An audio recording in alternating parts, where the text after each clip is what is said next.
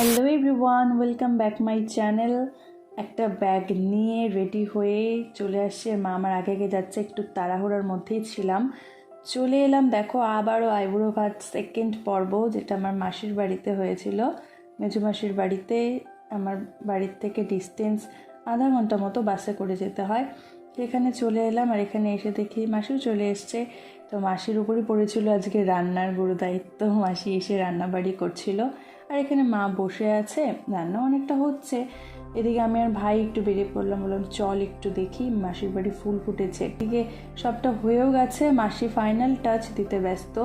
ডেকোরেশনটা করেছিল কিছুটা এইভাবে, আর এই ডেকোরেশনটা করেছিল মাসির ভাস্তি। ভীষণ ভালো করেছিল ডেকোরেশনটা। গিয়েই তো আমরা দেখলাম যে ডেকোরেশন করছে।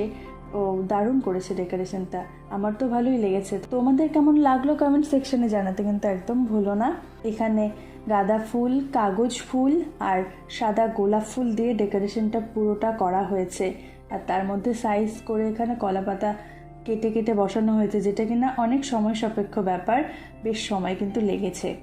তো মাসি চেয়েছিল মাসির মনের মতো করে আমার এই দিনটা সাজিয়ে তোলার, কারণ মাসির মেয়ে নেই, তো চেয়েছিল আমাকে এইভাবে আইবুড়ো ভাত খাওয়াবে, এবং তাই মাসি এইভাবে আয়োজন করেছে।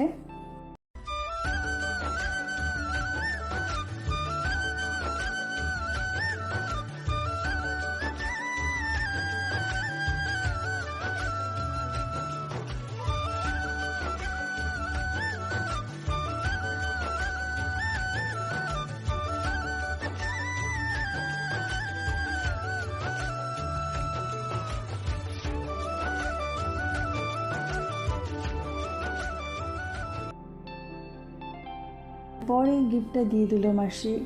আমি বলছি যে তুমি দেখো তোমরা এটা কি। এটা একটা চোকার। মাসি আমাকে সেটা পরিয়েও দিচ্ছে। তারপর আমি চোকার পরে আমাকে কেমন লাগছে জানিও।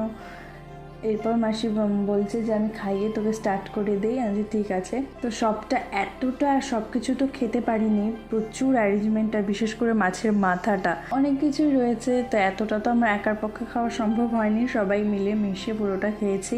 খাওয়া দাওয়ার পরে এখন সন্ধেও লেগে যাচ্ছে, তাই আমরা বাড়ির দিকে চলে আসবো। আর মাসি তো আমাদের রাস্তা অব্দি এগিয়ে দিতে আসে, এর আগের ভিডিওতেও তোমরা দেখেছো। এইভাবেই শেষ হলো আমার দ্বিতীয় আইবুড়ো ভাত পর্ব।